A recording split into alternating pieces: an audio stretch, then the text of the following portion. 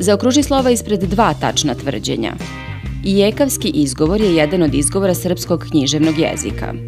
Istočno-hercegovački dijalekt nije ušao u osnovicu srpskog književnog jezika. Šumadijsko-vojvođanski dijalekt pripada dijalektima ekavskog izgovora. Prizrensko-timočki dijalekat je ušao u osnovicu srpskog književnog jezika. Kosovsko-resavski dijalekat pripada dijalektima ijekavskog izgovora. Tačan odgovor, ijekavski izgovor je jedan od izgovora srpskog književnog jezika i šumadijsko-vojvođanski dijalekat pripada dijalektima ekavskog izgovora. Stavite se u jednu situaciju da recimo dođe neki gost iz inostranstva, ima rodbinu u Bosni, pa je došao i kod nas u Novi Sad i pita vas zbog čega tamo ljudi izgovaraju reči kao što su riječ, pjesma, lijep i tako dalje, a kod nas se govori reč, pesma, lep. Odgovorom na njegovo pitanje zapravo ćete dati tačne odgovore na ovaj zadatak.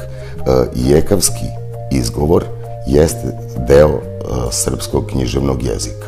S druge strane, mi živimo u Vojvodini, pa je šumadijsko-vojvođanski dijalekat osnov našeg standardnog jezika i ujedno je zasnovan na ekavskom izgovoru. Još jedna jako važna napomena. U zahtevu zadatka vam piše da zaokružite dva tačna odgovora. Ako zaokružite jedan, možda ćete dobiti pola boda. Ako zaokružite tri, dobit ćete 0 bodova, a to vam sigurno ne treba.